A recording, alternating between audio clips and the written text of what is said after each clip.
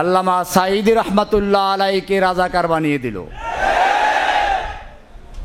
আমি তাকে আজকে শ্রদ্ধার সঙ্গে স্মরণ করছি। আমি যখন প্রথম জেলে যাই, আমার জন্য কিছু হাদিয়া পাঠালেন আর বললেন যে সবর করেন, ইনশাআল্লাহ আল্লাহ তাআলা আপনার জন্য রাস্তা বের করে দিবেন। আজকে আমি তার জন্য খাসভাবে দোয়া করছি, আল্লাহ তাআলা যেন তার মাকামকে জান্নাতের আলা মাকামে পরিণত করেন। আমি আপনাদেরকে বলছি, আমাকে যখন পুরস্কার জন্য নিয়ে যাওয়া হলো, চোখ বাঁধা, হাতে হ্যান্ডক্যাপ লাগানো, আমার মনে হচ্ছিল আমি এই এখনই পাখি যখন উড়াল দেওয়ার আগে হালকা হয়ে যায়, বিমান যখন আকাশ উড়াকে হালকা হয়ে যায়, এখনই উঠবে, ঠিক তেমনি ভাবে আমি আল্লাহর কাছে এক্ষুনি চলে যাবো। নামাজ দিচ্ছিলাম, কেন করে না বলি, দেরি সহ্য হচ্ছে না, এমন একটা আশা নিয়ে অপেক্ষা করছিলাম।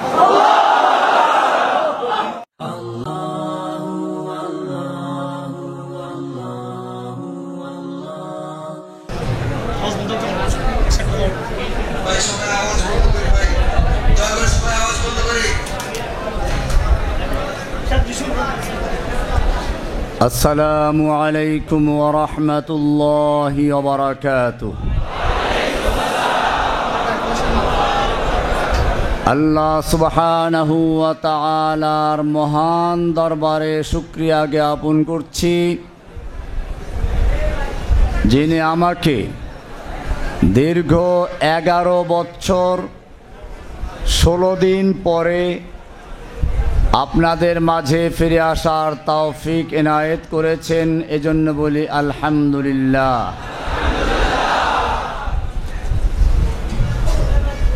ইমামে আবু হানিফা রহমতুল্লাহ আলাই, ইমামে আহমদ বিন হাম্বল রহমতুল্লাহ আলাই, ইমাম ইবনে তাইমিয়া রহমতুল্লাহ আলাই থেকে শুরু করে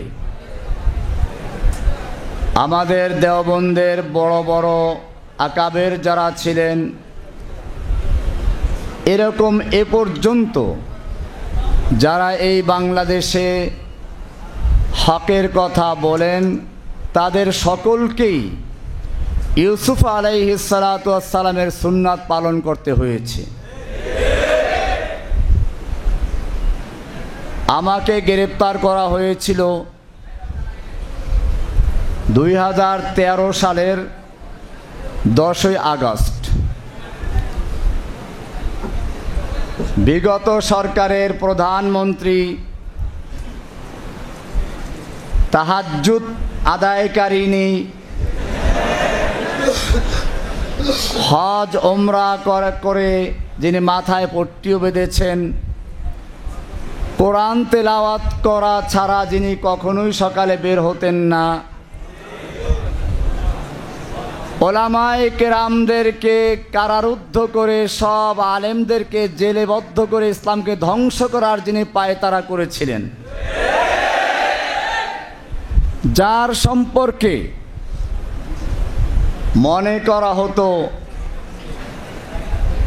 অযনানতুম আল্লা ইয়াখরুজু ওয়াযন্নু আন্নাহুম মানিআতুহুম হুসুনুহুম মিনাল্লাহ। আমরাও ধারণা করি নাই যে তার এত সকালে পতন হবে, আর সেও মনে করেছিল মানিআতুহুম হুসুনুহুম হুসুনুল হুন্দুস, হুসুনুল লীগ, ছাত্রলীগের হুসুন, ভারতের হুসুন তাকে রক্ষা করবে। ফাআতাহুমুল্লাহু মিন হাইসু লাম ইয়াহতাসিব। এমন ভাবে আল্লাহ রাব্বুল আলামিন তার পতন ঘটালেন যা সে কল্পনাও করতে পারে না।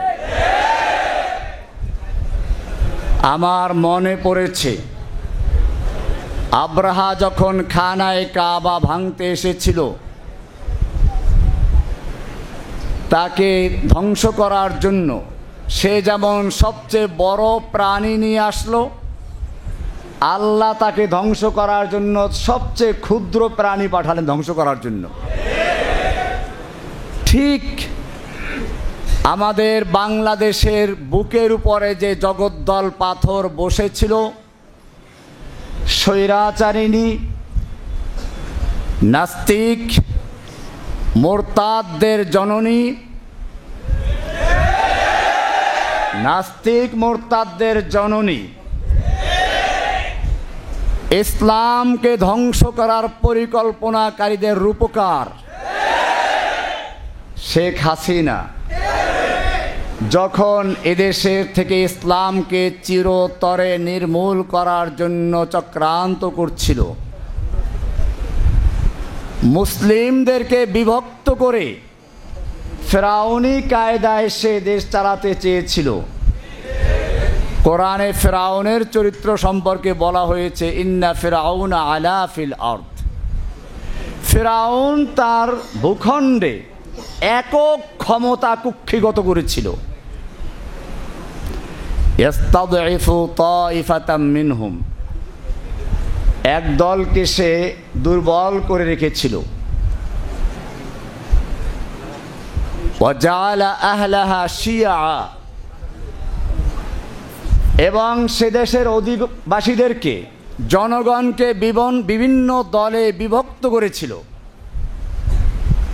ঠিক একইভাবে এই বাংলাদেশের মুসলিমদেরকে, বাংলাদেশের জনগণকে বিভিন্ন দলে বিভক্ত করে ফেরাউনের মতো রাজত্ব করার জন্য পায়তারা করছিল। যারা একটু বয়স বেশি তাদেরকে রাজাকার, যারা যুবক তাদেরকে জামাত শিবির অথবা জঙ্গিবাদী।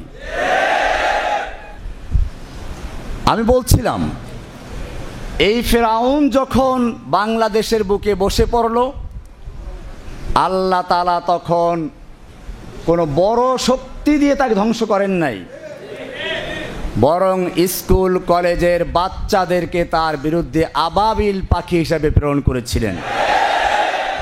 আলাম তারা কাইফা ফাআলা রাব্বুকা বিআসহাবিল ফিল আলাম ইয়াজআল কাইদাহুম ফি তাদলিল। তাদের সব চক্রান্তগুলোকে ব্যর্থ করে দিয়েছেন। وأرسل عليهم طيرا أبابيل, ঝাঁকে ঝাঁকে পাখি প্রেরণ করেছেন। আবাবিল মানে আসলে ঝাঁকে ঝাঁকে, তয়রান তো পাখি জানেন।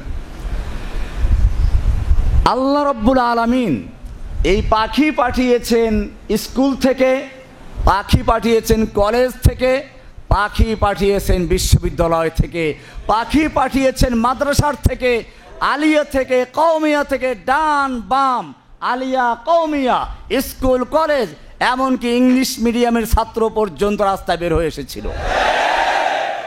এটাই বর্তমান সময়ের তয়রান আবাবিল। আল্লাহ আর একবার দেখালেন, জাআল হাক্কু ওয়া যাহাকাল বাতিল ইন্নাল বাতিলা কানা যাহুকা। ফিরাউন আয়ে, হামান আয়ে, জালিম জাবির সুলতান আয়ে, সবকো হুই রসওয়াই হাসিল। জাআল হাক্কু ওয়া যাহাকাল বাতিল ইন্নাল বাতিলা কানা যাহুকা। ফিরাউন আয়ে, নওফিল আয়ে, कौआ कादिर नानक आए, कितने कितने शैतान आए, सबको हुई रसवाई हासिल। जाअल हक़ व ज़हक़ल बातिल इन्नल बातिल काना ज़हूक़ा, इन्नल बातिल काना ज़हूक़ा, इन्नल बातिल काना ज़हूक़ा। ধ্বংস করে দিয়েছেন। এটা আল্লাহর নুসরত। আমি ধন্যবাদ জানাই আজকের এই প্রজন্মের যুবকদেরকে, স্কুল কলেজ মাদ্রাসা ইউনিভার্সিটি আলিয়া কওমিয়া সহ সকল ছাত্র জনতা ওলামায়ে কেরামদেরকে আমি ধন্যবাদ জানাই যে তারা ঐক্যবদ্ধ হয়ে মাঠে অবতরণ করেছিলেন। আর যখন এভাবে মাঠে নেমে ইস গর্জে সে জু মক্তল মে গয়া ও সুবহ শাম सलामत रहती है, ये जान तो आनी जानी है, इस जान की कोई परवाह नहीं। कत्ल करना है तो कर ले आशिक़े दिलदार को, हम शिकायत जा करेंगे कातिबे तकदीर को।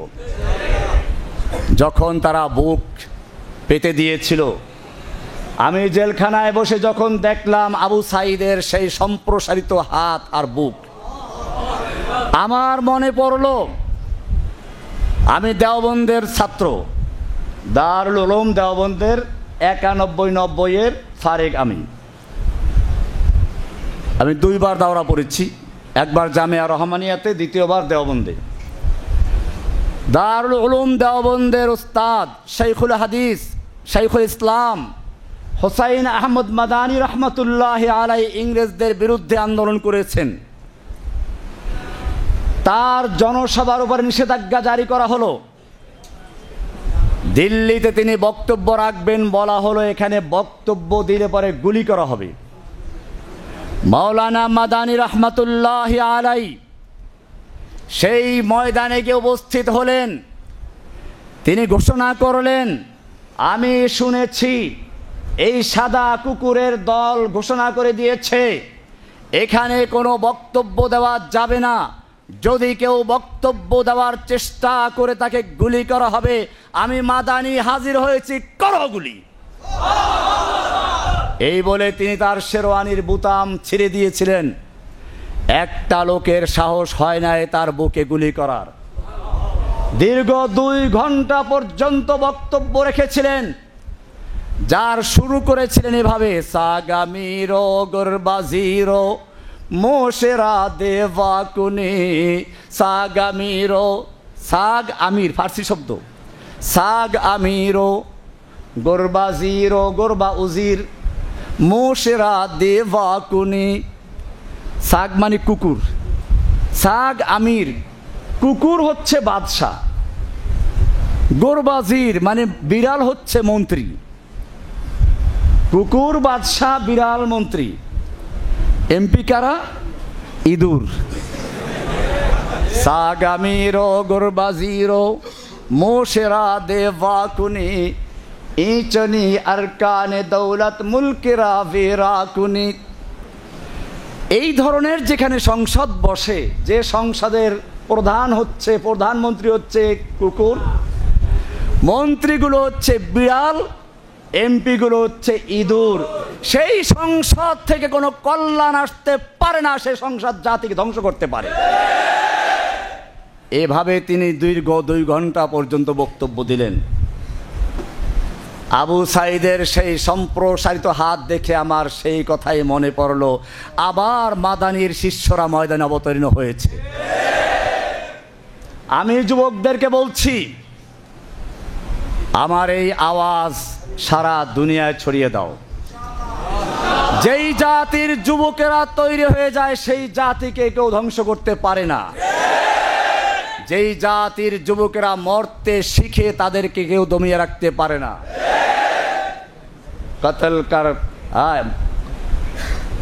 कत्ले हुसैन दर हकीकत मुर्गे यजीद है, कत्ले हुसैन दर हकीकत मुर्गे यजीद है, इस्लाम जिंदा होता है हर करबला के बाद।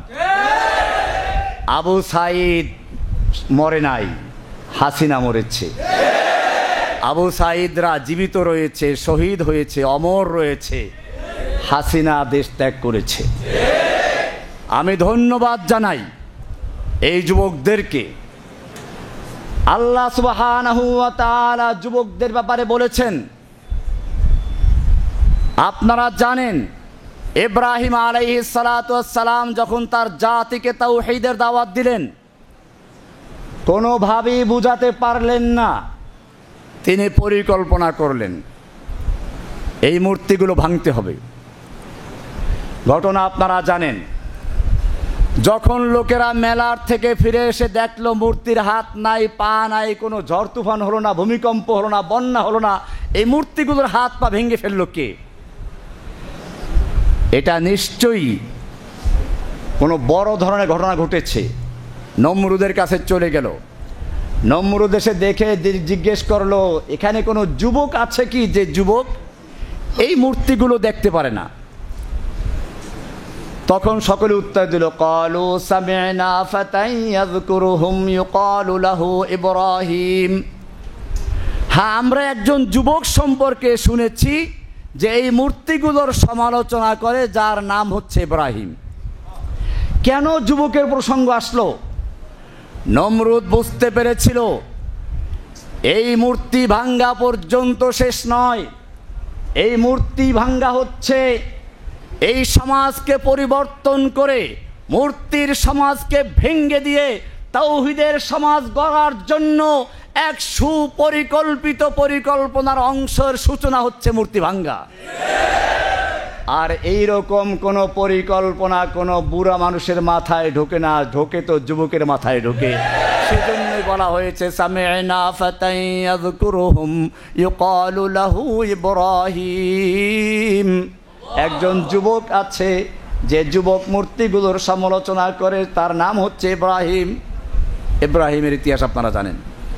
আসহাবে কাহাফ সম্পর্কে আল্লাহ বলেছেন, ইন্নাহুম ফিতয়াতুন আমানু বিরাব্বিহিম। ইন্নাহুম ফিতয়াতুন, ওরা ছিল কতগুলো যুবক। কি ছিল? যুবক ছিল। আমানু বিরাব্বিহিম, তারা তাদের রবের উপরে ঈমান এনেছিল। ওয়াজিদনাহুম হুদা, আমি তাদের হিদায়াতকে আরো বৃদ্ধি করেছি। ওয়ারাবাতনা আলা কুলুবিহিম ইয কামু, যখন শাসকদের সামনে দাঁড়িয়ে তারা বক্তব্য পেশ করছিল, তখন তাদের দৃঢ়তা, তাদের ঈমান শক্তি আমি আরো বৃদ্ধি করে দিয়েছিলাম। এখানেও ছাত্র আন্দোলনের নেতাদেরকে যখন গ্রেফতার করে নিয়ে গেল, খাওয়া দাওয়াও করালো।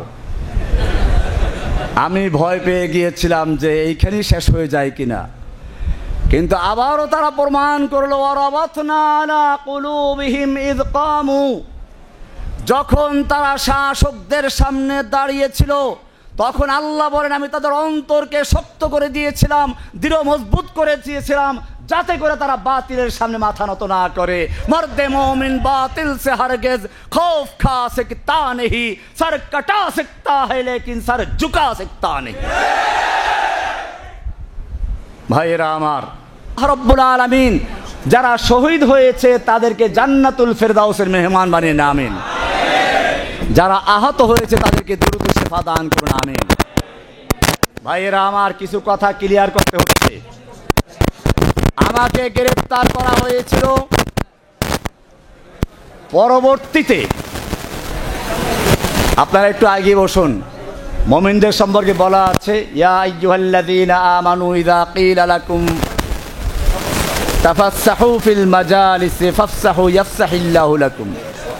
একটু মজলিসে জায়গা করে দিই।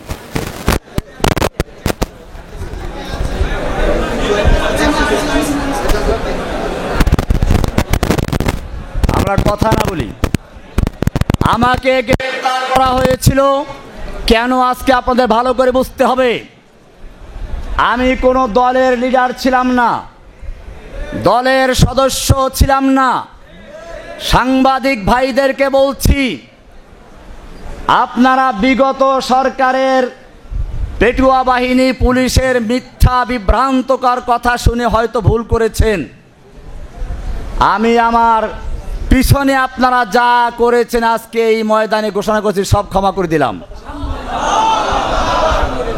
এখন আপনাদের ভালো করে বুঝতে হবে, জসিমউদ্দিন রহমানী কোনো জঙ্গি অথবা অন্য কোনো দলের সদস্য নয়, নেতা নয়, গুরু নয়, আধ্যাত্মিক নেতাও নয়।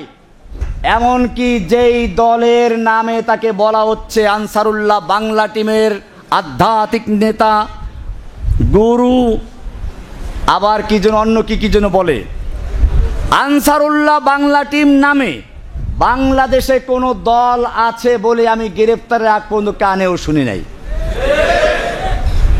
এজন্য আপনাদেরকে প্রমাণ দিচ্ছি, একজন লোক যদি কোনো দল করে আর সে যদি লেখক হয়, অবশ্যই কোনো না কোনো সূত্র ধরে ওই দলের নামটা নিয়ে আসবে। সে যদি খতিব বক্তা হয়, অবশ্যই কোনো না কোনো সূত্র ধরে সেই দলের প্রতি সমর্থন জানাবে, আহ্বান জানাবে। যদি সে ব্যক্তি কোনো উস্তাদ ও শিক্ষক হয়, অবশ্যই তার ছাত্রদের মাঝে সে ওই দলের নাম প্রচার করবে, আহ্বান জানাবে, সমর্থন করবে। সে যদি একজন দায়ী হয়, অবশ্যই সে এটা দাওয়াত দিবে। আমি একজন লেখক, আমি একজন বক্তা, আমি একজন ইমাম ও খতিব, আমি একজন উস্তাদ। আমি আপনাদের সাংবাদিক ভাইদেরকে বলবো, কোনো হাসিনার পুলিশের কথায় কান না দিয়ে আমার বইগুলো তন্ন তন্ন করে তালাশ করুন, কোন জায়গায় আনসারুল্লাহ বাংলা টিম নামে কোনো দলের নাম আছে কিনা। আপনারা আমার বক্তব্যগুলো সারা বিশ্বে রেকর্ড ছড়ানো আছে, সব বক্তব্যগুলো শুনুন। আনসারুল্লাহ বাংলা টিম নামে কোনো দলের নাম আপনারা যদি প্রমাণ করতে পারেন, আমি বক্তব্য ছেড়ে দিব। আপনারা আমার মসজিদে গিয়ে দেখুন, মাদ্রাসায় গিয়ে দেখুন, কোনো ছাত্র শিক্ষককে অথবা কোনো মুসল্লিকে আমি এরকম কোনো দলের কথা বলেছি, আহ্বান করেছি, সমর্থন করেছি?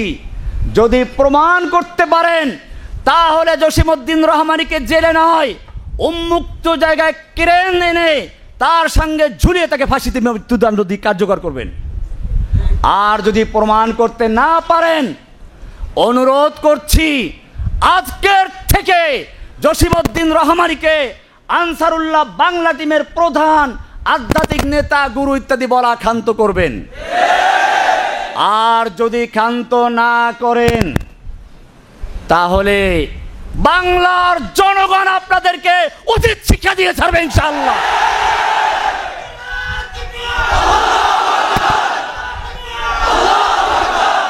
ভাইরা আমার, আজকে বাংলাদেশ থেকে ইসলামকে নির্মূল করার চক্রান্ত করা হয়েছিল।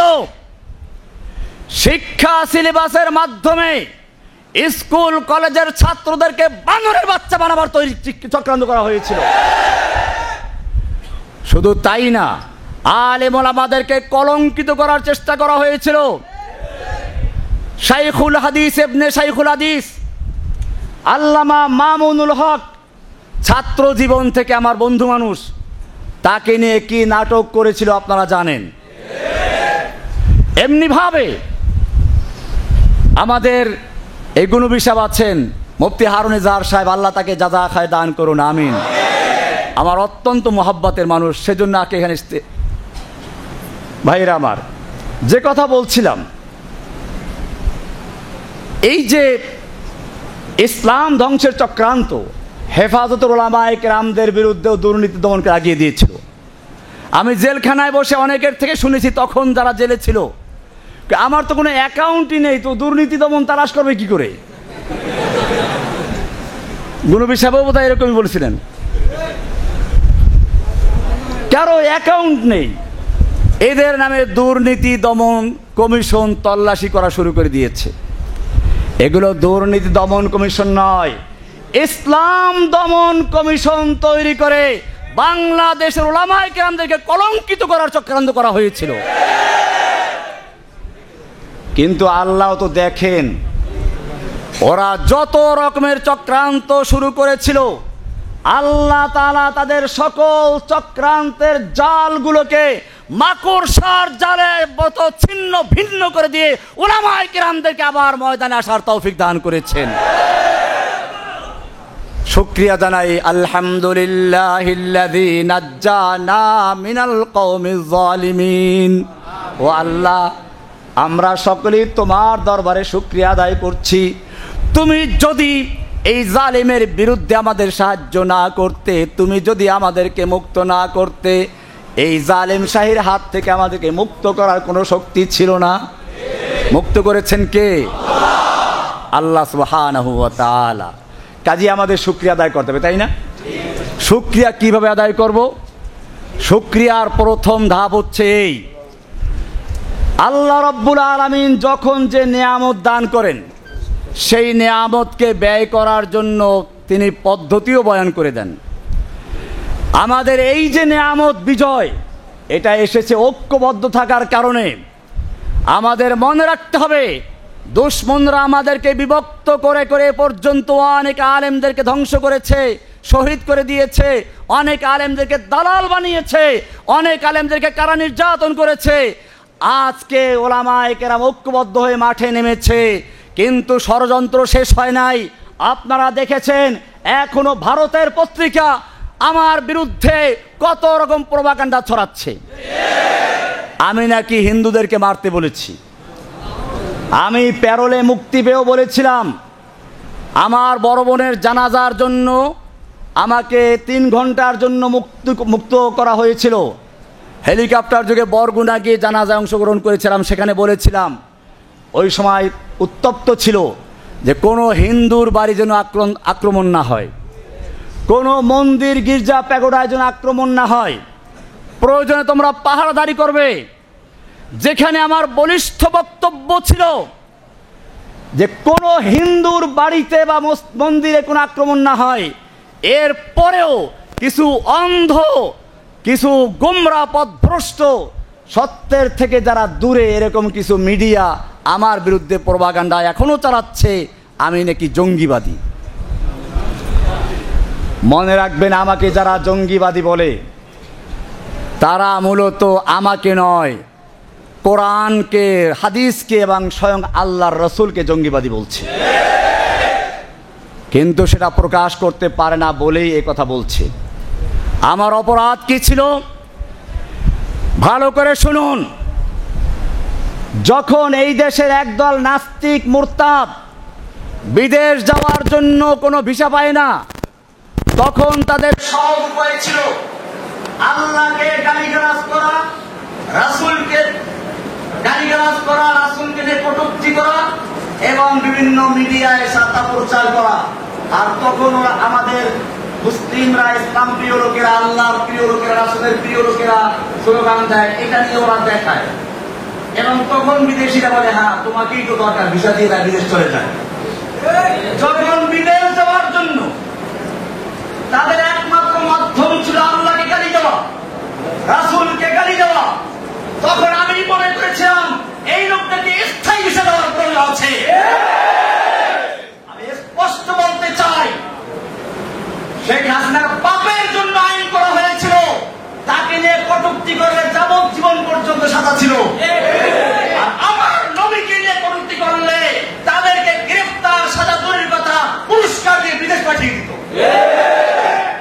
তখন আমি একটা আয়াত পেশ করেছিলাম, লা ইল্লাম ইয়ানতাহিল মুনাফিকুনা ওয়াল্লাযীনা ফী কুলুবিহিম মারাদ ওয়াল মুরজিফুনা ফিল মাদিনা।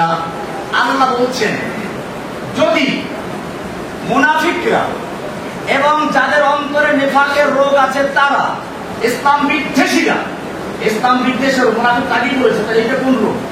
এই রোগ হচ্ছে ইসলামের বিদ্বেষের রোগ, ইসলামের বিরোধিতার রোগ।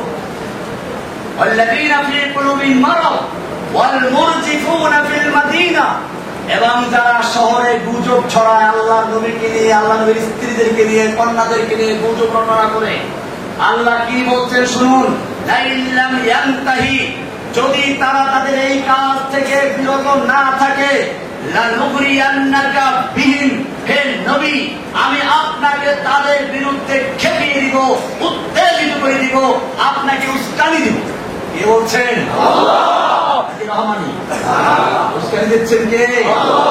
লানুগরিয়ান্নাকা বিহিম সুম্মা লা ইউজাবিরুনাকা ইল্লা কালিলা।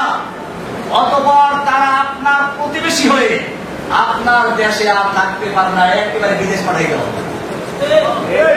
সুম্মা লা ইউজাবিরুনাকা ইল্লা কালিলা, অল্প কিছু থাকতে পারবে। মালউনিন, যে কয়েকদিন থাকবে সে কয়েকদিনও থাকবে তারা অভিশপ্ত হয়ে। এরপরে কি বলছেন শুনুন, কান খুলে শুনুন, চোখ দিয়ে দেখুন, অন্তর দিয়ে বুঝুন। সাংবাদিক ভাইদেরকে বলছি, তুমি মুসলিম হয়ে থাকো, মুসলিম ঘরের সন্তান হয়ে থাকো, কোরআন বিশ্বাস করো। কোরআনের পরে কি বলছে শুনো, রহমানি বলে নাই, সূরা আহজাব 33 নম্বর সূরা 61 নম্বর আয়াত, 60 নম্বর আয়াত, 61 নম্বর আয়াত। আল্লাহ বলছেন যদি তারা বিরত না থাকে, আইনামা সুকিফু, মারুফ না মাজহুর? মাজহুর কাকে বলে? মা লাম ইউসাম্মা ফাইলুহু, যার ফাইল উল্লেখ থাকে না, অর্থাৎ যে কেউ করবে। পরিষ্কার দেখুন কোরআনে আল্লাহর বর্ণনার ভঙ্গিমা দেখুন, তরিকা দেখুন। আস-সারিকু ওয়াস-সারিকাতু ফাকতাউ আইদিয়াহুমা, চোর চুরনি যদি চুরি করে তাদের হাত কেটে দাও, মারুফের সিগা। কারণ এটা রাষ্ট্র করবে। কে করবে? রাষ্ট্র। এটা ব্যক্তিগত বিষয় না, চুরি করে আপনি হাত কাটতে পারবেন না। আবার শুনুন, আস-সানিয়াতু ওয়াস-সানি ফাজলিদু কুল্লা ওয়াহিদিন মিনহুমা, জিনাকারী আর জিনাকারী এদের প্রত্যেককে 100 দোররা মারো। তোমরা মারো মানে রাষ্ট্র, মারুফের সিগা। এই ধারায় এখানে কি হওয়া উচিত ছিল? মারুফের সিগা হওয়া দরকার ছিল, কিন্তু এখানে মারুফ আসে না, কি এসেছে? প্যাসিভ এসেছে, অ্যাক্টিভ নয়। কি বলা হচ্ছে? আইনামা সুকিফু, ওদেরকে যেথায় পাওয়া যাবে, সংসদে পাওয়া যাক, রাস্তায় পাওয়া যাক, পত্রিকা অফিসে পাওয়া যাক, অথবা কোন নেতা নেত্রীর বাসায় পাওয়া যাক, এমনকি যদি তাদেরকে সেনাবাহিনীর ক্যাম্পেও পাওয়া যায়, আইনামা সুকিফু, ওদেরকে যেখানে পাওয়া যাবে, উখিদু, পাকড়াও করা হবে না, আখাযু, উখিদু মারুফ না মাজহুর? অ্যাক্টিভ না প্যাসিভ? কেন বলা হলো? এইটা করার জন্য রাষ্ট্র লাগবে না, যে পাবে সেই কাজটা করতে পারবে। আইনামা সুকিফু, ওদেরকে যেখানে পাও তোমরা, পাওয়া যাবে, উখিদু, ওদেরকে পাকড়াও করা হবে। তারপরে কি করা হবে? জেলে দেওয়া হবে। কি না? জেল না ওদের জন্য। ওয়াকুতিলু তাকতিলা, ওদেরকে কেটে টুকরো টুকরো করে ফেলো। বলেছেন ওয়াকুতিলু তাকতিলা। এরপরে কি বলে শুনুন, সুন্নাতাল্লাহ, এটাই হচ্ছে আল্লাহর সুন্নাহ, এটাই হচ্ছে আল্লাহর রীতি। সুন্নাতাল্লাহিল্লাযীনা ক্বাদ খালাউ মিন ক্বাবলিকুম, তোমাদের পূর্বে যারা অতিবাহিত হয়েছে তাদের জন্য এই রীতি আল্লাহর ছিল। ওয়ালান তাজিদা লিসুন্নাতিল্লাহি তাবদীলা, কিয়ামত পর্যন্ত আল্লাহর এই রীতিতে, আল্লাহর এই নীতিতে তুমি কোনো তাবদীল পাবে না, পরিবর্তন পাবে না। 33 নম্বর সূরা 60 এবং 61 নম্বর আয়াত শুধুমাত্র রেডি করলাম। আয়াতটা কার? আল্লাহ। কোরআন কি জিনিস? আল কোরআন কালামুল্লাহ। কোরআন কি? কোনো মাখলুক নয়, আল্লাহর কালাম। সুতরাং আল্লাহ নিজে বলছেন, আমি শুধুমাত্র এই আয়াতটা রেডি করেছিলাম, তারপরও পরিষ্কার আমি কোনো দল গঠন করি নাই, আমি কাউকে মারতে বলি নাই, আমি আয়াতটা শুনিয়ে দিয়েছি, এর উপরে বই লিখেছি। আমার নামে মামলা হলো বড়গার রাজি ভাইরা হত্যা মামলা। এই মামলাটা দ্রুত বিচারে নিয়ে আসা হলো। সাংবাদিক ভাইয়ের উদ্দেশ্যে বলছি, ভালো করে শুনুন। ওই মামলার রায় হয়েছিল 2015 সালের 31শে ডিসেম্বর। ডিসেম্বর মাসে জজ কোর্ট বন্ধ থাকে, কিন্তু আমাদের ওই কোর্ট খোলা ছিল। সারা দিন ব্যাপী কোর্ট চলত, সন্ধ্যার সময় কোর্ট চলেছে। এরপর রায় দেওয়া হলো। ওই রায়ের 285 রায়ের কপি 285 নম্বর পৃষ্ঠায় স্পষ্ট লেখা আছে, এই মামলার আসামি তখন ওই যে শাহবাগের আন্দোলনকে কেন্দ্র করে আমাদেরকে শিবির বলা হয়েছিল, জামাত বলা হয়েছিল। দেখে এগুলো পায় না, পরে আনসারুল বানানো হলো। ওইখানে লেখা আছে রায়ের কপিতে, এই আসামিগণ এমনকি দিয়ে রেখেছে আমার কথা, জসিমউদ্দিন রহমানীকে যদিও শিবির অথবা আনসারুল্লাহ বাংলা কেন্দ্রের আধ্যাত্মিক নেতা, গুরু ইত্যাদি বলা হয়েছে, কিন্তু এটা রাষ্ট্রপক্ষ প্রমাণ করতে সম্পূর্ণ ব্যর্থ হয়েছে। জজ কোর্ট থেকে কপিটা বের করুন, সাংবাদিকদেরকে বলছি, বের করে দেখুন সেখানে কি লেখা আছে। আদালতের রায়ের মাধ্যমে স্পষ্ট হয়েছে রহমানী কোন দলের সাথে সম্পৃক্ত নয়। সুতরাং আপনারা যদি এর পরেও আমাকে এইভাবে দেখেন, আদালত অবমাননার জন্য আপনারা দায়ী থাকবেন এবং সেজন্য আইনের ব্যবস্থা নেওয়া হতে পারে। কাজেই এই বিষয়গুলো স্পষ্ট করতে হবে। আল্লাহ এবং আল্লাহর রাসূলকে নিয়ে যদি কোনো ব্যক্তি কটূক্তি করে, অবমাননা করে, আল্লাহর কোরআনের বিরুদ্ধে কথা বলে, মনে রাখবেন এই বাংলার জমিনে তাদের থাকার কোনো ইচ্ছা নাই। তাদের ইচ্ছা হলো বিদেশ যাওয়া, বিদেশ যাওয়ার জন্য তারা এগুলো করে। কাজে আমি বলছি না বাংলাদেশের তাওহীদি জনতা জেগেছে, ওদেরকে একবার চিরস্থায়ী বিদেশ পাঠিয়ে দেবে। ভাইরা আমার, আজকে আমাদের মনে রাখতে হবে এই জাগরণকে ধরে রাখতে হবে। এরপরে যদি কোনো চক্রান্ত শুরু হয়, আজকে যেভাবে ওলামায়ে কেরাম, তলাবায়ে ইলম, স্কুলের ছাত্র, মাদ্রাসার ছাত্র, তাওহীদি জনতা একাত্র হয়ে ময়দানে নেমেছিল, ঠিক এই ঐক্যবদ্ধতাকে ধরে রাখতে হবে। কিয়ামত পর্যন্ত যদি আমরা এরকম থাকতে, ইসলামকে কেউ ধ্বংস করতে পারবে না ইনশাআল্লাহ। আমাদের সাথে প্রথম কাজ হচ্ছে ঐক্যবদ্ধ থাকা। 2 নম্বর কাজ হচ্ছে এই চেতনাকে, হাসিনা যেমন একটা চেতনা তৈরি করেছিল, আমাদেরও চেতনা তৈরি করতে হবে। আমি মূলত আসলে কোন দলের সদস্য ছিলেন, এটাই বাস্তব। আমার কি কাজ ছিল, আমি যখন দেখলাম গণজাগরণ মঞ্চ তৈরি করলো এবং তারা সারা বাংলাদেশে একটা জাগরণ তৈরি করার চেষ্টা করলো, যদিও তাদের স্লোগান ছিল রাজাকার বিরোধী, কিন্তু এই রাজাকার বিরোধিতার আড়ালে ছিল ইসলাম বিরোধিতা, ইসলামের বিরুদ্ধে চেতনা তৈরি করা। তখন আমার ইচ্ছা ছিল বাংলাদেশে ওই গণজাগরণকারীদের বিরুদ্ধে একটা তাওহীদের জাগরণ তৈরি করা। এই জাগরণ নিয়ে মাঠে নেমেছিলাম এবং আলহামদুলিল্লাহ আজকে দেখতে পাচ্ছি, আমি যদিও সে সময় শুরু করেছিলাম, আজকে বাংলাদেশের যে প্রান্তে যাই, এখনো যাওয়ার সুযোগ হয় না, শুধু কয়েকটা মসজিদের চিকিৎসার জন্য গেছে, নামাজ পড়ার জন্য। যে মসজিদেই যাই কোনো ঘোষণা নাই, কিচ্ছু নাই, দেখেই বলে যারে ভবন সে আসছে। মানে হচ্ছে যেই জাগরণের স্বপ্ন দেখেছিলাম 2013 সালে, আল্লাহ রাব্বুল আলামিন আমাকে জেলে রেখে সেই জাগরণকে বাংলার ঘরে ঘরে পৌঁছে দিয়েছে।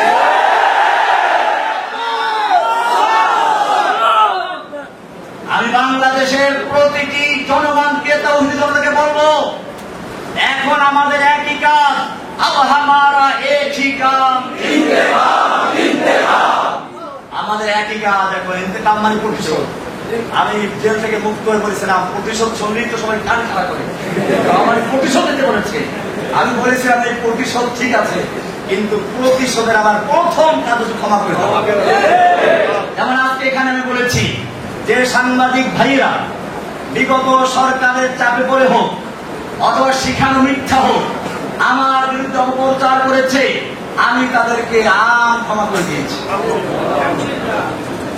আল্লাহ রাসূল সাল্লাল্লাহু আলাইহি ওয়াসাল্লাম আমাদের শিক্ষা দিয়েছেন, আমাদের প্রতিশোধটা এভাবেই হয়, ক্ষমার চেয়ে কোনো বড় প্রতিশোধ নেই। রাসূলুল্লাহ সাল্লাল্লাহু আলাইহি ওয়াসাল্লাম যখন মক্কা বিজয় করলেন, 10,000 তরবারি তার ইশারার অপেক্ষায় আছে। একটু যদি বলেন যে খালি মক্কার কুফরদের শেষ করে দাও, সব শেষ হয়ে যায়। আল্লাহ নবী জিজ্ঞেস করেছিলেন, ওহে মক্কার লোকেরা, আজকে তোমরা আমার থেকে কেমন আচরণ আশা করছো? মক্কার লোকেরা তো জানে আমরা কারা। মক্কার লোকেরা জানে তারাই ওই লোকগুলো যারা রাসূল সাল্লাল্লাহু আলাইহি ওয়াসাল্লামকে হত্যা করার জন্য ঘেরাও করেছিল। তারা ওই লোকগুলো যারা বেলালকে দুপুরে রোদ্রে চিৎ করে শুয়ে রেখে উপরে পাথর চাপা দিয়ে রেখেছিল।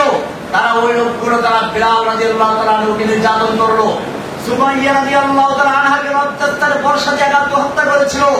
এই লোকগুলোর এখন একটু পানি আসতো মুখে, বললো যে একজন উত্তম চাচার থেকে, উত্তম ভ্রাতার থেকে যা আশা করে সেই আশাই আমরা করছি। আল্লাহ নবী সাল্লাল্লাহু আলাইহি ওয়াসাল্লাম বলেছিলেন, আজকে আমি তোমাদের জন্য সে কথাই বলছি যা বলেছিলেন আমার ভাই ইউসুফ আলাইহিস সালাম তার ভাইদের উদ্দেশ্যে। যখন তার ভাইয়েরা তার হাতে ধরা পড়লো, তার কাছে আসলো, তখন তিনি যা বলেছে আজকে তাই বলছি, লা তাসরিবা আলাইকুমুল ইয়াউম, আজকে তোমাদের বিরুদ্ধে আমার কোনো ক্ষোভ নেই, কোনো প্রতিশোধ নেওয়ার ইচ্ছা নেই। ইযহাবু আনতুম তুলাকা, তোমরা সব যাও, তোমাদের সকলকে আমি আম ক্ষমা ঘোষণা করলাম, সাধারণ ক্ষমা ঘোষণা করলাম। এটার নাম হচ্ছে প্রতিশোধ। দুশমন যখন হাতের মুঠোর মধ্যে চলে আসে তখন দুশমনকে মারা সহজ, কিন্তু ক্ষমা করা কঠিন, রাগ নিয়ন্ত্রণ করা কঠিন। আমাদের প্রিয় নবী, আমাদের রাসূল সাল্লাল্লাহু আলাইহি ওয়াসাল্লাম শিক্ষা দেন নাই অসহায় মানুষকে হত্যা করার জন্য। তিনি বললেন দুশমন যখন হাতের মুঠোর মধ্যে চলে আসে তাদের ক্ষমা করে দেওয়া সবচেয়ে বড় কাজ। কিন্তু এই ক্ষমা সকলের জন্য প্রযোজ্য নয়। যাদের অন্যায় সীমা অতিক্রম করেছে তাদের বেলায় ক্ষমা প্রযোজ্য নয়। আল্লাহর নবী সাল্লাল্লাহু আলাইহি ওয়াসাল্লাম সেই মক্কা বিজয়ের মহান ক্ষমার দিবসে 13-14 জন বা আরো কিছু কম বেশি লোককে ক্ষমা না করলেন না, তাদেরকে ক্ষমার বাইরে রাখলেন। অবশ্য তাদের অনেকেই পরে ইসলাম কবুল করেছে। এর মধ্যে একজন ছিল ইবনে খাতাল, যার অপরাধ ছিল ইসলাম কবুল করে মদিনায় গিয়েছিল। পরে সে আসলে ছিল মুনাফিক, মক্কায় চলে আসলো, দুটো দাসী কিনে আল্লাহর নবীর বিরুদ্ধে সমালোচনামূলক গান গাওয়া, নর্তকী, কনসার্ট করত। আল্লাহর নবী সাল্লাল্লাহু আলাইহি ওয়াসাল্লাম ইবনে খাতাল সম্পর্কে বললেন যে তাকে ক্ষমা করা হবে না। আল্লাহর নবী এখনো লোহার টুপিটা খোলেন নাই, মাথায় এখনো লোহার অস্ত্রটা, লোহার সেই হেলমেট বা লোহার পোশাকটা আছে। এর মধ্যে একজন এসে বলল, ইয়া রাসূলুল্লাহ, ইন্না ইবনা খাতাল মুতাআল্লিকুন বিআস্তারিল কাবা। ওই যে ইবনে খাতাল যাকে ক্ষমা করা হয় না, সে তো কাবার গিলাফ ধরে আছে। আর কাবা সম্পর্কে কোরআনে বলা আছে ওমান দাখালাহু কানা আমিনা। শুধু কাবা নয়, কাবার যে হেরেমের সীমানা, হারামের সীমানা, এই সীমানার মধ্যে যে প্রবেশ করবে সেই নিরাপদ থাকবে। এই তো কাবার গিলাফ ধরে আছে, একে কি করবে? আল্লাহর নবী সাল্লাল্লাহু আলাইহি ওয়াসাল্লাম বললেন, এই ইবনে খাতাল কাবার হারামের ভিতরে নয়, তওয়াফের জায়গায় নয়, কাবার গিলাফ ধরে ঝুলে থাকলে তাকে ওখানে হত্যা করে দাও। এভাবে আজকেও যারা জেনে বুঝে ইচ্ছা করে আমাদের সেই কচি কচি ছাত্রদের বুকে গুলি চালিয়েছে, যারা নিরস্ত্র আবু সাঈদের বুকে গুলি চালিয়েছে, তাদের যদি ক্ষমা করা হয় তাহলে ইতিহাস আমাদের ক্ষমা করবে না। তারা নেচে নেচে গুলি করেছে, নিরস্ত্র যুবকদের, ছাত্রদের বুকে গুলি করেছে, অসহায় মানুষদের বুকে গুলি করেছে, তাদের জন্য কোনো ক্ষমা করা হবে না। তাদের প্রাপ্য কোরআন এবং সুন্নাহর দাওয়াত পৌঁছে না যাবে। যেই মানুষেরা এদেশের মুসলিমরা কোরআনকে ভালোবাসে, রাসূলকে ভালোবাসে, তারা বুঝেছে সালাত ফরজ, এই জন্য তারা মসজিদ তৈরি করে, মাদ্রাসা তৈরি করে, ইমামের বেতন দেয়, রমজান মাসে তারাবির পয়সা দেয়, হাফেজকে খাওয়ায়, কারণ তারা বুঝতে পেরেছে এগুলো দিনের কাজ। এই লোকগুলো যদি বুঝে সালাত যেমন ফরজ, সিয়াম যেমন ফরজ, ঠিক তেমনি ভাবে আল্লাহর জমিনে আল্লাহর দ্বীন কায়েম করাও ফরজ। এই লোকগুলো দ্বীন কায়েমের জন্য জীবন দিবে। সেজন্য আমাদের এখন আরেকটি কাজ হচ্ছে মানুষের মাঝে চেতনা তৈরি করে দেওয়া। আল্লাহর জমিনে আল্লাহর দ্বীন কায়েম করার জন্য আল্লাহ তারা নির্দেশ করেছেন, আন আকিমুদ্দীন। সব নবীদের প্রতি একই নির্দেশ ছিল, আমাদের প্রতি একই নির্দেশ। আমাদের নবীর প্রতি বিশেষ নির্দেশ হলো ওয়াল্লাযী আরসালা রাসূলাহু বিল হুদা ওয়া দীনিল হক লিইয়ুযহিরাহু আলাদ দীনি কুল্লিহি। আল্লাহ তাআলা তার রাসূলকে পাঠিয়েছেন হেদায়েত এবং দ্বীনে হক দিয়ে, যাতে করে দ্বীনে হককে অন্য সকল দ্বীনের বাতিলের উপরে বিজয়ী করা যায়। সেই দিনে বাতিলগুলো কি কি আপনারা আমার অন্যদের কাছে জেনে নেবেন। আজকে আমাদের কাজ হচ্ছে বাংলাদেশের প্রতিটি ঘরে ঘরে, প্রতিটি ছাত্র, যুবক, বৃদ্ধ, সকলের নারী পুরুষ, সকলের অন্তরের ভেতরে তাওহীদের চেতনা তৈরি করে দেওয়া। তাওহীদের চেতনা যদি তৈরি হয়ে যায় তাহলে কবি বলেন সব গুরিজা হোগি আখির, सब गुरीज़ा होगी आखिर जलवाए खुर्शीद से, ये चमन मामूर होगा नरमाए तौहीद से। পূর্ণিমার চাঁদের দ্বারা যেভাবে রাতের আধার পালিয়ে যায়, ঠিক তেমনি ভাবে তাওহীদের স্লোগানে এদেশ থেকে সকল নাস্তিক মুরতাদদের অন্ধকার পালিয়ে যাবে ইনশাআল্লাহ। ভাইয়েরা আমার, সেজন্য ব্যাপকভাবে আমরা তাওহীদের দাওয়াত প্রচার করি। এজন্য আমি, আমাদের হারুন ইজাহার ভাই আছেন, গুনবী সাহেব আছেন, আমরা সারা বাংলাদেশে যেতে প্রস্তুত আছি। কোন বেনাবেদি স্কুলে, মাদ্রাসা, কলেজে, ইউনিভার্সিটি যেখানে আপনারা আহ্বান করবেন, আমরা ইনশাআল্লাহ ছুটে যাবো শুধুমাত্র একটা কাজের জন্য, পয়সার বিনিময় না, দিনের দাওয়াত ইনশাআল্লাহ প্রয়োজনে নিজেদের পয়সা খরচ করবে। কিন্তু শর্ত একটাই, আল্লাহর জমিনে আল্লাহর দিন কায়েমের আমাদের কাজ করতে হবে। আমাদের আর কোনো ভেদাভেদ থাকবে না, সমালোচনা থাকবে না। আমাকে অনেকভাবে কালারিং করার চেষ্টা করা হয়েছে। আমি স্পষ্ট বলতে চাই, আমি যখন প্রথম তাওহীদের দাওয়াত দিই, হ্যাঁ আমাদের কওমি উলামাদের দেওয়াবন্দির মধ্যে কিছু বেদাত যে নাই তা না, আমি স্পষ্ট বলি, আমি সেগুলো তুলে ধরি। তাই বলে আমাকে আহাদিস বলাতে হবে। আমি কি আহাদিস? আমার ছাত্র জীবন কেটেছে লালবাগ মাদ্রাসায়। কোথায়? লালবাগ জামিয়া কোরআনে আরবিয়া আরবি মাদ্রাসা, জামিয়া রহমানিয়ার সাথে আমার স্মৃতি জড়িত। রহমানি আমার নামের অংশ। এটা কোন আহাদিসের মাদ্রাসা? দারুল উলুম দেওবন্দ। আহাদিসের আখড়া রাখি দেওবন্দ মাদ্রাসা, আহাদিসের মাদ্রাসা রাখি।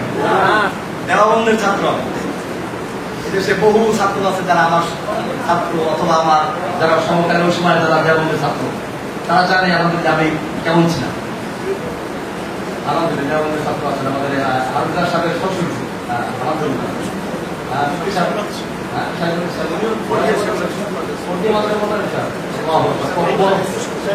আমার তো আসলে আজকে দেখেন, আপনি নামাজ পড়তে গিয়ে বন্ধকে আমার এমন তো দুর্বল আছি, তারপর জেল থেকে আসলে দুর্বল কথাবার্তা বলে যায়, এমন হচ্ছে। আর সবচেয়ে বড় কথা হচ্ছে, এইরকম বুজুর্গদের সামনে, বিশেষ করে আমার সেই দেওবন্দের আকারে আমার এখানে বসা। দেওবন্দ মাদ্রাসার জন্মই হয়েছিল আন্দোলন করার জন্য। আপনারা জানেন, ডক্টর টমসন একজন ইংরেজ ঐতিহাসিক, তিনি লিখেছেন, ইংরেজরা ওলামায়ে কেরামদেরকে এমন হত্যা করেছিল, দিল্লির চাঁদনি চক থেকে খয়বর পর্যন্ত এমন কোন গাছ ছিল না যে গাছের প্রত্যেকটা ডালে ডালে একটা আলেমকে ফাঁসি দিয়ে ঝোলানো হয়েছিল। ওলামায়ে কেরামদেরকে মার্টার দিয়ে জীবান্ত করা হয়েছিল। কিন্তু তারপরেও তারা ওই যে আগে কবিতা বললাম, ওরকম তারা সিনা টান করে ময়দানে এসেছিলেন। আজকে ভারতবর্ষে, বাংলাদেশ, পাকিস্তান, ইন্ডিয়া, আফগানিস্তান যেখানেই বলেন, ইসলামের যতটুকু আলো দেখা যায় সেটা ওই দেওবন্দের ছাত্রদের দ্বারাই হয়েছে। সুতরাং वाकिफ तो है इस राज से ये तार रसन भी, वाकिफ तो है इस राज से ये तार रसन भी, हर दौर में तकमील वफा हमसे हुई है, हर दौर में तकमील वफा हमसे हुई है। যুগে যুগে যখনই বাতিল এসেছে, ওলামায়ে দেওবন্দ, ওলামায়ে হক্কানি, ওলামায়ে রব্বানি তারা আমাদের ঝাঁপিয়ে পড়েছে। বাতিল এসেছিল, গণজাগরণ মঞ্চের নাম ধরে হক নেমেছিল, ওলামায়ে দেওবন্দ নেমেছিল ছাত্র আন্দোলনের মাধ্যমে। বাতিল এসেছিল, নরেন্দ্র মোদীর রূপ ধরে হক এসেছিল কওমি মাদ্রাসা ওলামায়ে কেরামদের নেতৃত্বে, ব্রাহ্মণবাড়িয়া থেকে, হাটাজারি থেকে কওমি মাদ্রাসার সুরত ধারণ করে। সুতরাং বাতিল যখনই এসেছে, ওলামায়ে হক্কানি, ওলামায়ে রব্বানি, ওলামায়ে দেওবন্দ বাজারে ঝাঁপিয়ে পড়েছে। আমি তো তাদেরই একজন সন্তান। আল্লামা আজিজুল হক রহমাতুল্লাহি আলাইহি, বাংলাদেশের প্রসিদ্ধ শাইখুল হাদিস। শাইখুল হাদিস আমরা অনেকেই আছি, কিন্তু এক কথায় শাইখুল হাদিস বললে কাকে বোঝায়? আল মুতলাকু ইযা উতলিকা, তারপরে কি? ইরাদু বিহি আল ফারদুল কামিল। মান হুয়া আল ফারদুল কামিল? যদি শুধু বলা হয় শাইখুল হাদিস, তার কাকে বোঝায়? দুনিয়া থেকে চলে গেলে কত বছর হয়ে গেছে, এখন পর্যন্ত কি আছে তার নাম দিলিত আছে।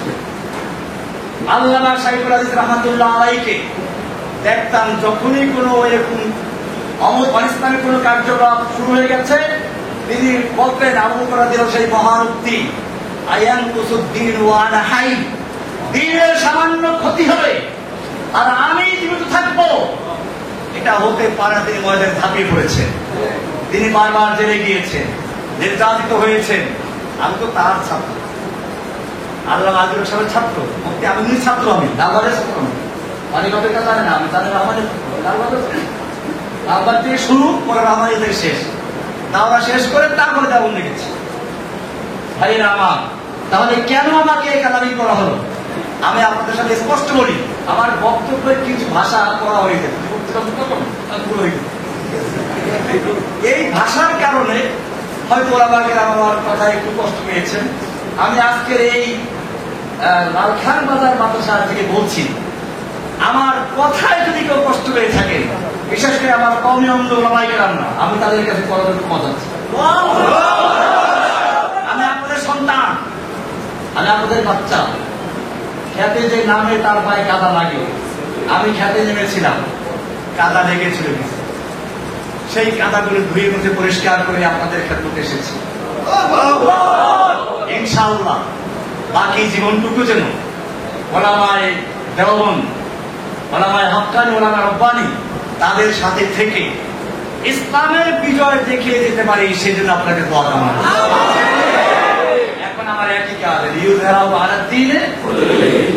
সকল দিনে বাতিলের উপরে দিনে হককে বিজয়ী করার জন্য বাংলাদেশের প্রান্তে প্রান্তে ছুটে যাওয়ার ইচ্ছা আছে। ইনশাআল্লাহ এই খালিবুল ইসলাম ইনশাআল্লাহ আমাদের সাথে থাকবে। আমরা মাঝ বয়সীরা না, আমাদের সঙ্গে এই বৃদ্ধরা থাকবেন, যুবকরা থাকবেন।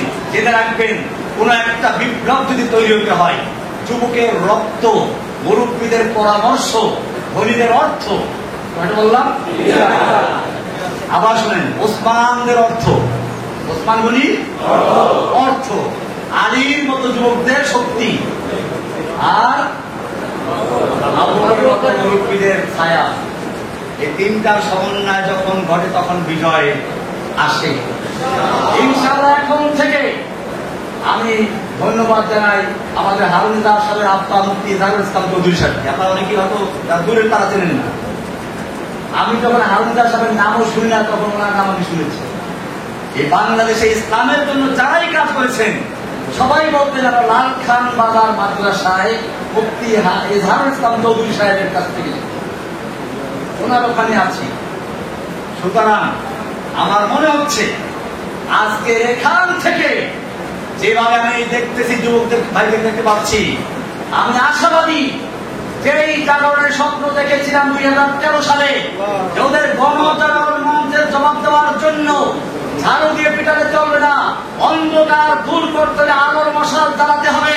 সেজন্য গণজাগরণ মঞ্চের অন্ধকার দূর করার জন্য তাওহীদের আলোর মশাল নিয়ে ময়দানে নেমেছিলাম। আজকে আমি লালখান বাজারে দেখতে পাচ্ছি সেই মশাল চলতে চলতে ওদের কলিজা এবং আগুন লাগিয়ে দিয়েছে।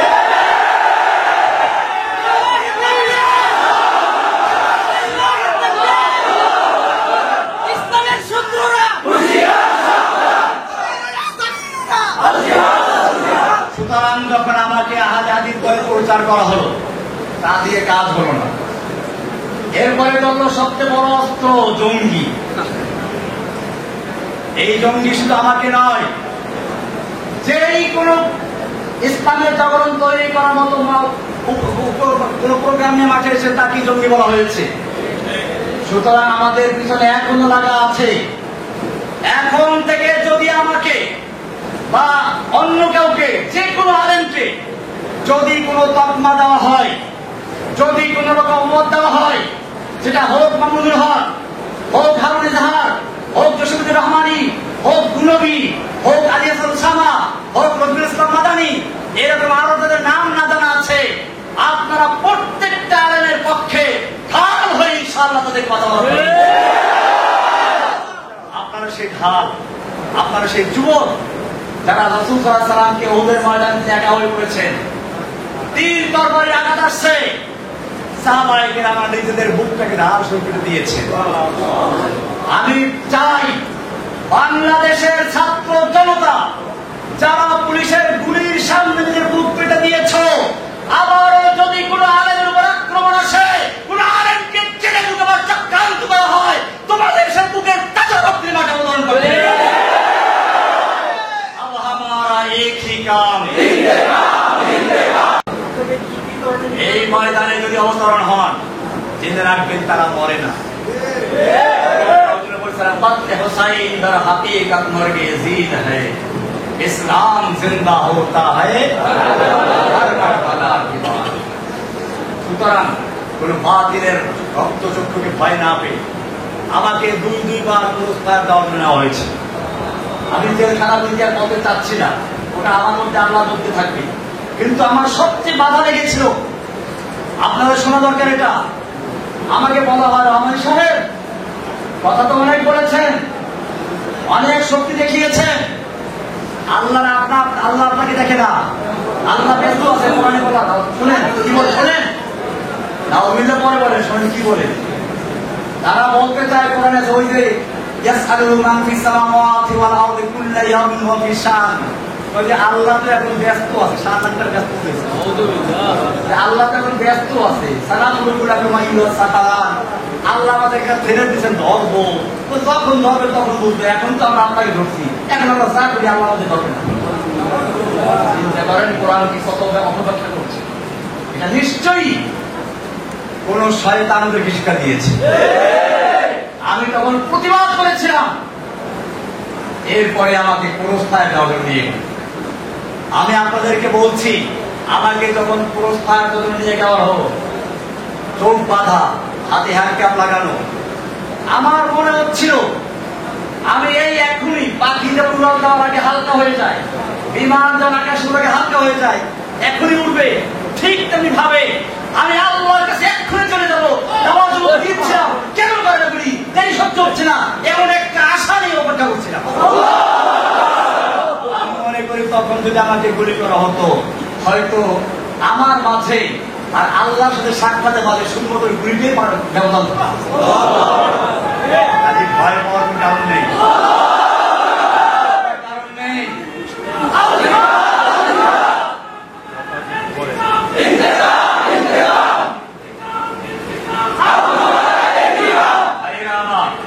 আমি কথা লম্বা হয়ে যাচ্ছে, আরো অনেকগুলো কথা বিষয় ছিল।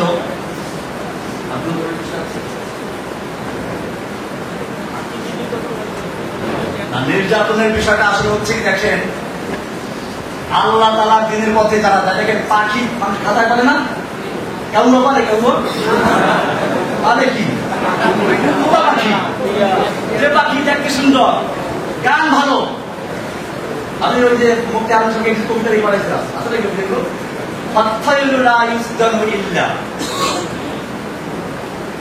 ওই পাখিকে খাতায় বন্দি করা হয় যে পাখির আওয়াজ সুন্দর। ঠিক তেমনি ভাবে যেই কোরআনের পাখি কোরআনের কথা বলে, যেই কোরআনের পাখিরা সুন্দর কথা বলে, তাদেরকে জেলখানায় বন্দি করা হয়। যারা কোরআন সুন্দর কথা না বলে, কোন শাসকের দাবি করে, তাদের জেলে যাওয়ার মতো সতর্ক হয় না।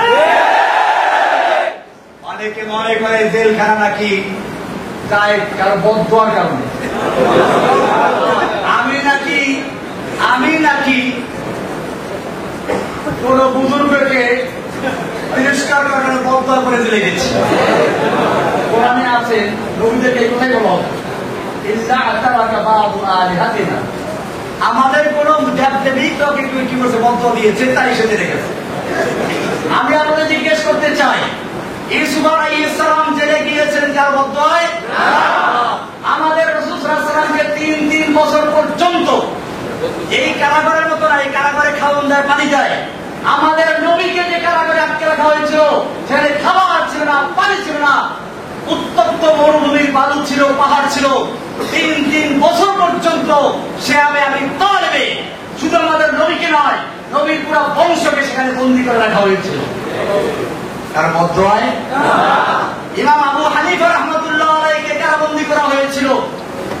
এক রিওয়ায়াতে বলা হয় যে উনি জেলখানাতে মারা গেছেন, আর কথা আসছে না, মুক্ত করা হয়েছিল কিন্তু গৃহবন্দী অবস্থা মারা গেছেন, যে অবস্থায় বন্দী অবস্থা মারা গেছেন। তিনি কার বদদোয়া করেছিলেন? ইমাম আহমদ বিন হাম্বল রাহমাতুল্লাহ আলাইহিকে কারাবন্দী করা হয়েছিল, নির্যাতন করা হয়েছিল। ইমাম ইবনে তাইমিয়ার লাশ কারাগার থেকে উঠেছিল। এই সবাই কি কোন বুজুর্গকে তিরস্কার করে বদবার খপ্পরে পড়েছিলেন? বরং পরিষ্কার শুনুন, ওই যে বললাম জেলখানায় যেতেও ভাগ্য লাগে। জেলখানা সবার জন্য নয়, কাউয়া করে কেউ পারে না। পারে ময়ূর, পারে তোতা পাখি, তার হয়তো রূপ আছে অথবা কি আছে, গুণ আছে। যার কোনটাই নাই তাকে কেউ খাতায় বন্দি করে খাওয়াকা খাওয়ান দেয় না। ঠিক তেমনি ভাবে যেই পাখির গলায়, যে আলেমের গলায় কোরআনের আওয়াজ থাকে না, যেই আলেমের গলায় একামতে দিনের কথা থাকে না, যে আলেমের গলায় নাস্তিক মুরতাদদের বিরুদ্ধে কথা থাকে না, যে আলেমদের গলায় আল্লাহর জমিনে আল্লাহর দ্বীনকে বিজয়ী করার স্বপ্ন থাকে না, সেই আলেমদেরকে জেলখানায় নেওয়ার কোনো প্রয়োজন হয় না। সুতরাং পরিষ্কার হয়ে গেল জেলখানায় যাওয়াটা একটা সৌভাগ্যের ব্যাপার। আপনারা একটু দেখেন না, এখন চোখ ভুলে আছে জেলখানায় কারা গেছে বাংলাদেশে। অতীত ইতিহাস দরকার নাই। আর তবে আমাদের আকাবেরদের অনেকেই আছেন যাদেরকে জেলে নেয় নাই, ওরা জানে এখানে বিভিন্ন আছে। এই মুরব্বীদেরকে জেলে নিলে, রহমানিকে নিলে তো তারা দেখতে পাচ্ছে তেমন কিছু হয় নাই। এই সমস্ত মুরব্বীদের কাউকে যদি জেলে নেওয়া তো বাংলাদেশের জন্য আগুন লেগে ঠিক না? আপনাদেরকে মনে রাখবে, সেজন্যই ওলামায়ে কেরামদেরকে তারা নিতে ভয় পেয়েছেন। এদেরকেও নিয়ে তারা তো আল্লাহ আজমের স্পেশাল নাই। আজমিরা সাহেব রহমতুল্লাহ আলাইহিকেও জেলে নিয়েছিল, মুফতি আমেরিকাদের থাকতে হয়েছে। এরকম ভাবে আমাদের বর্তমানে অতীতের নিকট অতীতের যারা আগামী তাদের জেল খাটতে হয়েছে। সুতরাং মনে রাখতে হবে আমরা তাদেরই সন্তান। উলাইকা আবাই ফাজিনি বিমিসলিহিম, উলাইকা আবাই, এরাই হচ্ছে আমাদের পিতৃপুরুষ আব্বা। কারা? আমাদের আব্বা ইমাম আবু হানিফা রাহমাতুল্লাহ আলাইহি, আমাদের আব্বা কে ইমাম আহমদ বিন হাম্বল রাহমাতুল্লাহ আলাইহি, আমাদের আব্বা ইমাম ইবনে তাইমিয়া রাহমাতুল্লাহ আলাইহি, আমাদের আব্বা হোসেন আহমদ মাদানী, কাসিম নানতুবি, মাহমুদ হাসান দাওবন্দি রাহমাতুল্লাহ আলাইহি আজমাইন, আমাদের আব্বা আল্লামা আজিজুল হক রাহমাতুল্লাহ আলাইহি, আমাদের আব্বা আমিন রাহমাতুল্লাহ আলাইহি, আমিনের আব্বা, আমাদের আব্বা হযরত কি নাম হলো আজিজুল ওস্তাদ বসে আছেন, হ্যাঁ, মুফতি ইজহারুল ইসলাম চৌধুরী, মুফতি হাবিবুর রহমান কাসিম,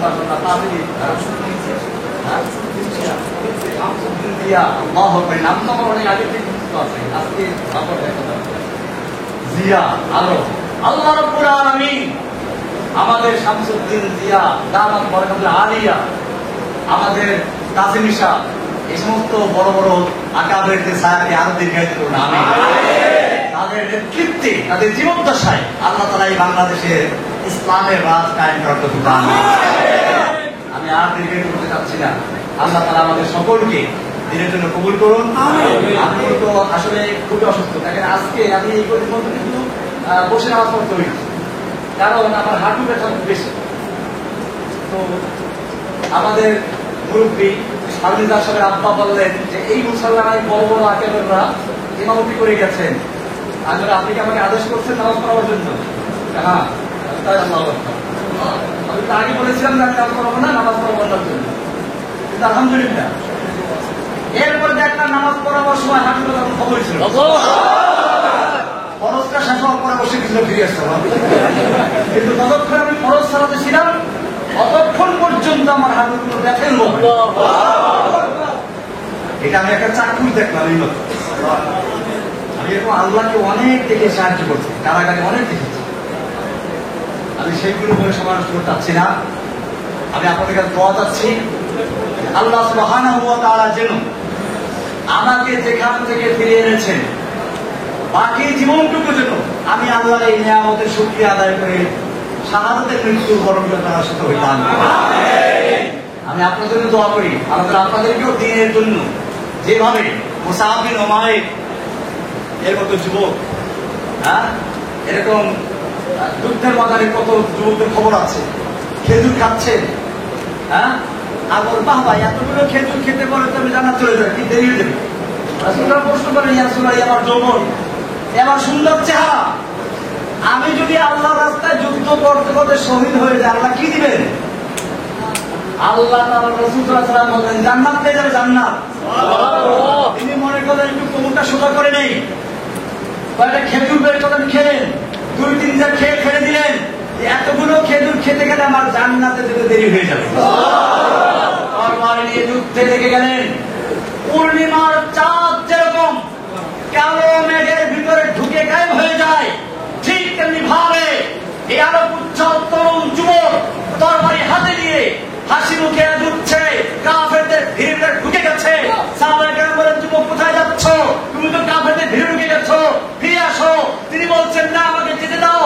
তার ঠোঁটে রক্ত, মাথায় রক্ত, রক্ত ঝরছে, ঠোঁটে হাসি আছে, আমাকে যেতে দাও।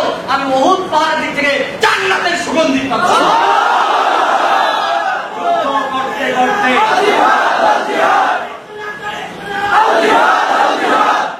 যুদ্ধ করতে করতে আল্লাহ রাস্তায় শহীদ হয়ে যান। শহীদ হয়েছেন, তাদের ত্যাগের বিনিময়ে আমরা আজকে বাংলাদেশ পর্যন্ত ইসলাম পেয়েছি। ভাইয়েরা আমার, একটা বিল্ডিং দাঁড়ায়, নিচে ফাউন্ডেশন থাকে, কেউ তা দেখে না, শুধুমাত্র বিল্ডিংটাই দেখে। এই ফাউন্ডেশন গুলো তোমার কাজে লাগে। আমি চাচ্ছি যারা বাংলাদেশের জমিনে দিন কায়েমের জন্য, নামের জন্য নয়, সোশ্যাল মিডিয়ায় তার প্রচারের জন্য নয়, শুধুমাত্র আল্লাহর জমিনে আল্লাহর দিন কায়েমের জন্য, আল্লাহকে খুশি করার জন্য যারা ইসলামের জন্য জীবন দিয়ে, এরকম একটা যুবকের প্রয়োজন আছে। আপনারা খেয়াল রাখবেন, আমাদের কথাগুলো বিভিন্ন বিকৃত করা হয়, আপনারাও আমাদের কথা দেখতে সাবধান রাখবেন। আমাদের কথা বলতে গিয়ে দেখা যায় যে আপনারা কিছু ব্যাখ্যা নিজের যোগদান, এটা আমাদের লাভ আর ক্ষতি হয়। আমাদের ভালোবাসতে গিয়ে আমি এটা পরিষ্কার করি, আমাদের ওলামায়ে কেরামদের মধ্যে কোনো বিভেদ নাই। আল্লাহ মাহমুদুল হক আমার ছাত্র জীবনের বন্ধু, আমি তাকে আমার উস্তাদের সন্তান, আমি তাকে আমার অন্তর দিয়ে ভালোবাসি। মাহমুদ হাসান নবী, ওসামা, আলিসুল ওসামা, রবিউল ইসলাম মাদানী, আমরা একসাথে জেল খেটেছি। কাজী তারা আমার জেলের ভাই, এর আরো অনেকে আছেন, হাফেজ আমাদের সাথে আছেনই। আমাদের মধ্যে কোনো ভেদাভেদ নেই, কিন্তু এখন আমাকে ভালোবাসতে গিয়ে যদি হাফেজ সাহেবের বিরুদ্ধে আপনি কথা বলেন, ওনাকে ভালোবাসতে গিয়ে আমাকে মুনাফিক বললেন, এটা আমরা বরদাস্ত করবো। এরকম ভালোবাসার দরকার নেই, বরং এরকম লোকেরা ইসলামের ক্ষতি করে, তৈরি করে। আপনারা খবরদার আমাদের কাউকে ভালোবাসতে গিয়ে অপরকে হেয় করার চেষ্টা করবেন না। বরং আপনারা আমাদের মুখ থেকে যদি কোনো সময় কোনো ভুল করবে, কারো সমালোচনা বের হয়েও যায়, আপনারা বরং বলবেন, আমাকে বলবেন যে আরে উনি তো আপনার খুব প্রশংসা করেছে। ওই যে শেখ সাদির কবিতা আছে, শেখ সাদির দরবারে একজন কবি এসে চরমভাবে তাকে, শেখ সাদির কবি যেটা, একজন কবি বাদশার সমালোচনা করে কবিতা তৈরি করেছে। বাদশাহ ভাষা বোঝে না, একজন দুবাসীকে জিজ্ঞেস করে সে কি বলেছে, তো বললো যে বাদশাহ সেটা আপনার খুব প্রশংসা করেছে, তো বলে একটা মুদ্রা পুরস্কার দাও। আর একজন ছিল, সেও বুঝছে ও তো আপনার প্রশংসা করে সমালোচনা করেছে, এ মিথ্যা বলেছে, না ওকে পুরস্কার দাও, তোমার তুমি বুঝছি, তুমি সত্যি বলেছো, তোমার এই সত্যের চেয়ে ওই মিথ্যা বাজাতে বেশি ভালো লাগছে। আমার উদ্দেশ্য হচ্ছে আপনার সত্য কথা হলো অনেক সময় ইসলাহে জাতুল বাইন, দুইটার মধ্যে মিলানোর জন্য মিথ্যা বলা যায় না। ওই সত্য যা দুইটার মধ্যে গন্ডগোল লাগায়, তার চেয়ে ওই মিথ্যা যা দুজনকে মিলিয়ে যাতে অনেক ভালো। খেয়াল রাখবেন, কোন আলেমদের কাছে দিয়ে বলবেন না যে অমুকে আপনাকে এই সমালোচনা করেছে, আমরা বিরুদ্ধে করেছি।